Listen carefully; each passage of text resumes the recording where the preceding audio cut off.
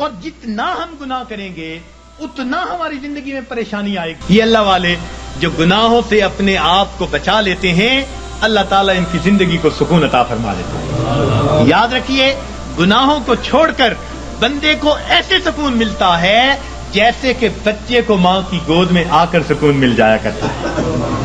تو گناہوں کو چھوڑ دیجیے. اور گناہ بھی کیا؟ علم اور ارادے سے گناہ کرنا. اللہ تعالیٰ اس کو بہت ناپسند فرماتے ہیں. علم اور ارادے سے گناہ کرنا. بے دھیانی میں گناہ ہو جائے جلدی معاف ہو جاتا ہے. بے علمی میں گناہ کر بیٹھے جلدی معاف ہو گیا. جب انسان اپنے علم اور اپنے ارادے سے سوچ سمجھ کر گناہ کر رہا ہوتا ہے پھر اللہ رب العزت کی ناراضگی آتی ہے. پھر اللہ تعالیٰ غصے میں آتے ہیں. مگر اللہ تعالیٰ بڑے حلیم ہیں. وہ پہلے گناہ پہ بندے کو سزا نہیں دیا کرتے. بجلی ہے نا، اس کے بارے میں مشہور ہے کہ یہ پہلی خطا بھی معاف نہیں کرتی. تو اللہ تعالیٰ بجلی کی طرح نہیں ہے. وہ حلیم ذات ہے، وہ کریم ذات ہے، حوصلے والی ذات ہے. وہ بندے کو موقع دیتی ہے. لیکن جب گناہ کرتے کرتے تاکہ بندہ جاگے، اور جب نہیں جاگتا تو اللہ تعالیٰ پریشانیاں بھیجتے ہیں. کیونکہ پریشانیوں سے پھر بندہ گھبراتا ہے، پھر اللہ کی طرف پہنچتا ہے. اس لیے کسی عارف نے کہا سکھ دکھاں تو دیواں وار دکھاں آن ملایوم یار. سکھ دکھاں تو دیواں وار کہ دکھاں آن ملایوم یار. خوشیاں سلاتی ہیں اور غم جگاتے ہیں. تو اللہ تعالیٰ پھر غم بھیجتے ہیں. بیماری بھیج دی، پریشانی بھیج دی، ناکامی بھیج دی. پھر پریشان ہوتے ہیں تو جو اچھے جو ہے لوگ ہوتے ہیں وہ اس وقت پھر رب کی طرف آتے ہیں کہ ہمیں جگانے کے لیے یہ بات آئی. پھر وہ نمازیں بھی پڑھ رہے ہوں گے، تہجد بھی پڑھ رہے ہوں گے، اوراد و وظائف بھی کر رہے ہوں گے. وہ سمجھ رہے ہوں گے کہ اللہ تعالیٰ ہمیں اپنے گھر کی طرف بلانا چاہتے ہیں.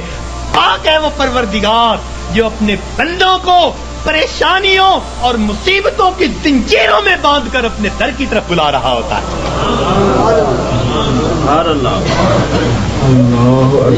تو یہ کس لیے آتے ہیں؟ بندے کو جگانے کے لیے. مگر ہم جاگنے کی بجائے اور گناہ کر رہے ہوتے ہیں. کاروبار خراب ہوا بددیانتی کی وجہ سے، اب اس کا حل نکالا بینک سے سود کے پیسے لے لو. یعنی علاج وہ تجویز کیا جو پہلے سے بھی زیادہ بندے کو پریشان کرنے والا. تو موٹا اصول یہ ہے کہ اللہ رب العزت کی نافرمانی سے انسان کی زندگی میں پریشانیاں آتی ہیں، مصیبتیں آتی ہیں، ذلتیں آتی ہیں، رسوائیاں آتی ہیں، ناکامیاں آتی ہیں، اور ان کو چھوڑ کر انسان کو دنیا اور آخرت کی سرخروئی نصیب ہو جاتی ہے. تو ہم گناہوں کو چھوڑیں. پروردگار عالم نے ارشاد فرمایا وَذَرُوا ظَاهِرَ الْإِثْمِ وَبَاطِنَهُ. تم چھوڑ دو وہ گناہ جو ظاہر میں کرتے ہو یا تم چھپ کر کرتے ہو.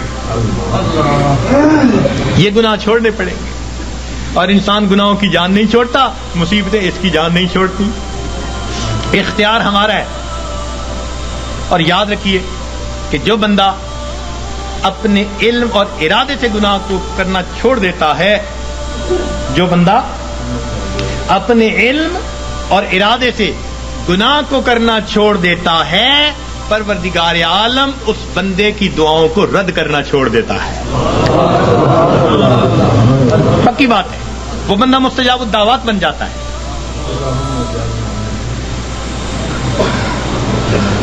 جو بندہ اپنے علم اور ارادے سے گناہ کرنا چھوڑ دیتا ہے، پروردگار عالم اس بندے کی دعاؤں کو رد کرنا چھوڑ دیتا ہے. پوچھتے ہیں حضرت اسم آدم بتاؤ، اس سے بڑا اسم آدم اور کیا ہے؟ یہ اسم آدم ہے کہ گناہوں کو چھوڑ دیں اور پھر دیکھیں پروردگار عالم کیا عطا فرماتے ہیں. اس لیے تو فرمایا کہ جو غیر محرم کی طرف نگاہوں کو ہٹائے گا اللہ رب العزت اس کے دل کی عبادت، اس کو دل کو عبادت میں لذت عطا فرمائے گا. تو معلوم ہوا کہ ہر گناہ کے بدلے لذت ملتی ہے.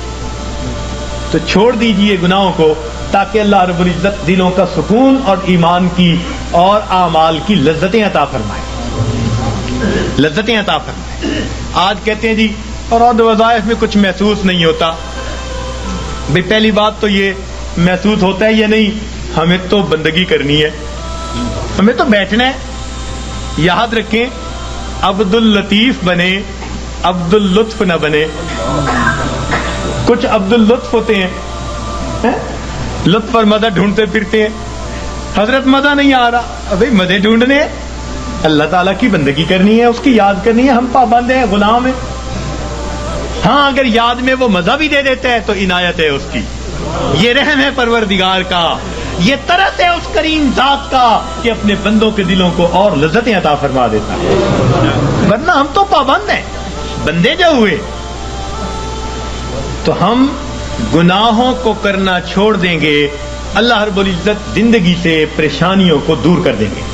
اب یہاں ایک سوال پیدا ہوتا ہے کہ پریشانی تو نیکوں پر بھی آتی ہے، ان کے تو گناہ نہیں ہوتے. جی ہاں، پریشانی گناہگاروں پر بھی آتی ہے، پریشانی نیکوں پر بھی آتی ہے، مگر دونوں کے اندر فرق ہوتا ہے. اس فرق کو سمجھنے کی ضرورت ہے، اس فرق کو سمجھنے کی ضرورت ہے. نیکوں پر اللہ تعالیٰ اس لیے پریشانیوں کو بھیجتے ہیں کہ ان کو بعض وہ درجات دینا چاہتے ہیں جو اپنی محنت سے وہ حاصل نہ کر سکے. اب پریشانیوں کو بھیج دیا تاکہ اس پریشانی کو وجہ بنا کر اللہ تعالیٰ ان کو قرب کے درجات عطا فرما دے. تو اللہ والوں پر اس لیے پریشانی آتی ہیں ان کو اپنے رب کے قریب کرنے کے. اس لیے حضرت مجدد ثانی رحمۃ اللہ نے فرمایا کہ سالک کی قبض کی کیفیت میں جتنی ترقی ہوتی ہے صاحب کی حالت میں اتنی ترقی نہیں ہوا کرتی. قبض کی حالت کہتے ہیں جب کیفیات سلب ہو، دل نہ لگ رہا ہو، اور اس وقت بھی انسان اللہ کے در پر لگا ہوا ہو عبادات میں، تو اس وقت بڑی ترقی ہوتی ہے اس کی. تو یہ اس لیے کہا کہ تم دیے باد مخالف سے نہ گھبرا اے عقاب، یہ تو چلتی ہے تجھے اونچا اڑانے کے لیے. تو اللہ والوں کے لیے آتی ہیں اونچا، ان کو اونچا اڑانے کے لیے. اور یاد رکھنا کہ اللہ والوں پہ پریشانیاں آتی تو ہیں، مگر ان پریشانیوں سے ان میں بے چینی نہیں آیا کرتی. جس کا رب سے تعلق ہے اس کا بے چینی سے تعلق نہیں ہے. یہ یاد رکھنا کہ اللہ والوں پہ یہ پریشانی آتی ہیں مگر ان پر بے چینی نہیں آتی. کبھی کسی اللہ والے کو بے چین نہیں دیکھیں گے، وہ پرسکون ہوں گے.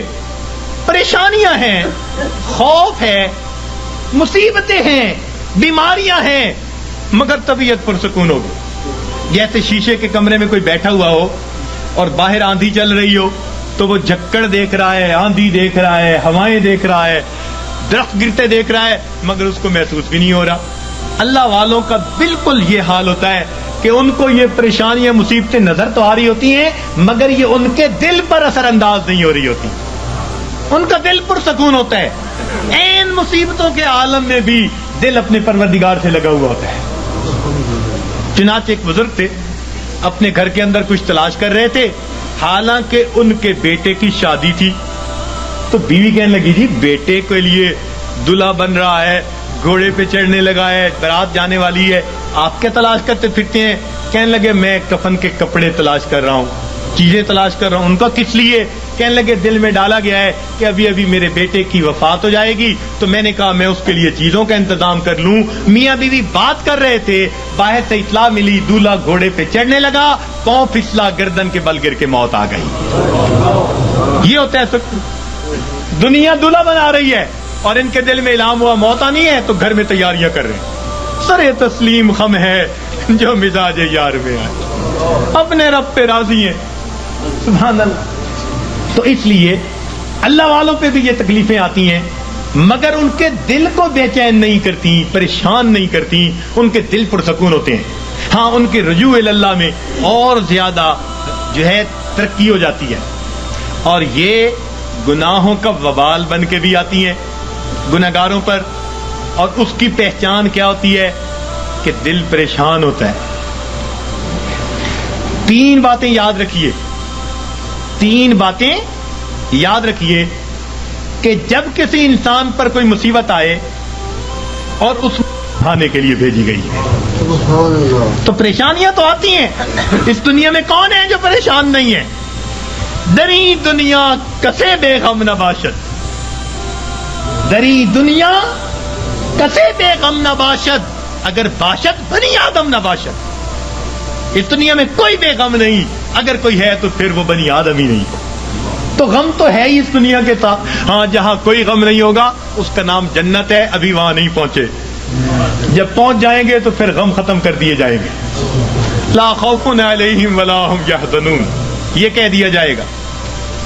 دنیا کے اندر تو یہ غم آئیں گے، مگر یہ غم کبھی کبھی آتے ہیں.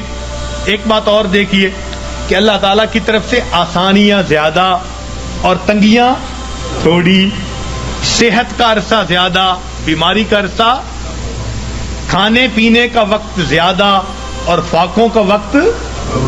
تو عنایات زیادہ ہیں، امتحان کبھی کبھی. عنایات زیادہ ہیں اور امتحان کبھی کبھی. تو جب عنایات اتنی زیادہ ہیں تو کبھی کبھی کوئی امتحان آ جائے تو ہم پھر بھی اپنے رب سے راضی رہیں، اپنے آپ کو سمجھائیں کہ پریشان ہونے کی کیا ضرورت ہے. کسی عارف نے کہا لطف سجن دم بدم، قہر سجن گاہ گاہ. لطف سجن دم بدم، قہر سجن گاہ گاہ. ای بھی سجن واہ واہ، اون بھی سجن واہ واہ. میرے مالک ہم اس پہ بھی راضی ہیں، میرے مولا ہم اس پہ بھی راضی. یہ ہے بندگی، یہ ہے بندگی. اور ہم پریشان ہو کر اگر کوئی بدعقیدہ بندہ تعویذ دینے والا ہے ادھر بھی بھیجتے ہیں عورتوں کو، عاملوں کے پاس، نجومیوں کے پاس، جادو کرنے والوں کے پاس، کالے علم والوں کے پاس. ایمان گواہ بیٹھتے ہیں اور بڑے بڑے نمازی اور سالک اور ذکر مراقبہ کرنے والے پریشان ہو کر. ہرگز نہیں. پریشانیوں کے اندر کبھی ایسے لوگوں کی طرف نہیں جانا. پریشانی کے وقت میں اپنے پروردگار کے گھر کی طرف آنا ہے، مسجد کی طرف آئیں اور اللہ سے اپنے دل کی بات کہیں، اللہ کے سامنے اپنے دل کا دکھ بیان کریں. جب دل کا دکھ اللہ کے سامنے بیان کریں گے تو پروردگار پھر ہماری اس مناجات کو قبول فرما لیں گے. تو ہمیں کسی نے پریشان نہیں کیا، ہمیں ہمارے گناہوں نے پریشان کر رکھا ہے. ہم دوسروں سے حسد کرتے پھرتے ہیں، فلاں نے کر دیا ہوگا، فلاں نے کر دیا ہوگا، فلاں نے کچھ کر دیا ہوگا، اس نے باندھ دیا ہوگا، اس نے باندھ دیا ہوگا. پتہ نہیں کتنے چھوٹے سے خدا بنائے ہوئے ہیں ہم نے، کسی نے کچھ نہیں باندھا. باندھنے والی کھولنے والی وہ ایک ہی ذات ہے. واللہ یقبض ویبسط والیہ ترجع. تو ہم اس ذات کی طرف رجوع کریں اور ہماری پریشانیاں اللہ تعالیٰ پھر اس طرح ختم کر دیں گے. تو مصیبتیں آتی ہیں، مگر مصیبتیں پریشانیاں اکثر اوقات گناہوں کے سبب سے آتی ہیں. اس وجہ سے انسان مایوس بن جاتا ہے، اعمال چھوٹ جاتے ہیں، انسان ذکر و سلوک میں پیچھے رہ جاتا ہے. اللہ والوں پر جو پریشانی آتی ہیں وہ درجات کو بڑھانے کے لیے آتی ہیں. اب یہ ایک بنیادی بات سمجھنے کے بعد یہ بات ذہن میں رکھیے کہ جب کسی بندے کو جگایا جائے اور وہ پھر بھی نہ جاگے تو پھر غصہ آتا ہے. گھر میں بھی ماں بچے کو جگائے، باپ بیٹے کو جگائے اور وہ نہ جاگے تو غصہ آتا ہے. جب اللہ تعالیٰ بندوں پر پریشانیاں بھیجتے ہیں اور وہ پھر نہیں جاگتے، یہ اللہ تعالیٰ کے غصے کا سبب بنتا ہے. اور پھر اللہ تعالیٰ اس کو دنیا کے اندر عبرت بناتے ہیں. فرماتے ہیں اولا یرون انہم یفتنون فی کل عام مرتن او مرتین ثم لا یتوبون ولا هم یذکرون. کیا یہ نہیں دیکھتے ہر سال میں ایک دفعہ یا دو دفعہ ان پر مصیبتیں بھیجی جاتی ہیں، پھر بھی توبہ نہیں کرتے، پھر بھی نصیحت نہیں حاصل کرتے. تو جب انسان جگانے کے باوجود نہیں جاگتا تو پھر اللہ تعالیٰ اپنے عذاب کا کوڑا بھیجتے ہیں. جب انسان گناہوں میں گھر جاتا ہے پھر اللہ تعالیٰ اس پر ہاتھ ڈالتے ہیں، پھر اس کو جہنم کی آگ میں بھیجتے ہیں. اس لیے فرمایا بلا من کسب سیئۃ، کیوں نہیں جس نے گناہ کیا، وَأَحَاطَتْ بِهِ خَطِیئَتُهُ، اور اس کی گناہوں نے اس کا احاطہ کر لیا، فَأُولَئِکَ أَصْحَابُ النَّارِ هُمْ فِیہَا خَالِدُونَ، یہ ہیں آگ میں بھیجے جانے والے. ڈالے جانے والے جو ہمیشہ ہمیشہ وہاں رہیں گے کہ گناہوں نے اس کا احاطہ کر لیا. تو کبھی کبھی گناہ بندے کو گھیر لیتے ہیں. جھوٹ کی زندگی، جھوٹ کی زندگی. اب غلط تعلق ہے کہیں، بندے بندے کے سامنے جھوٹ بول رہا ہے، پردے ڈالتا پھر رہا ہے، اس کے سامنے جھوٹ، اس کے سامنے جھوٹ، اس کے سامنے جھوٹ.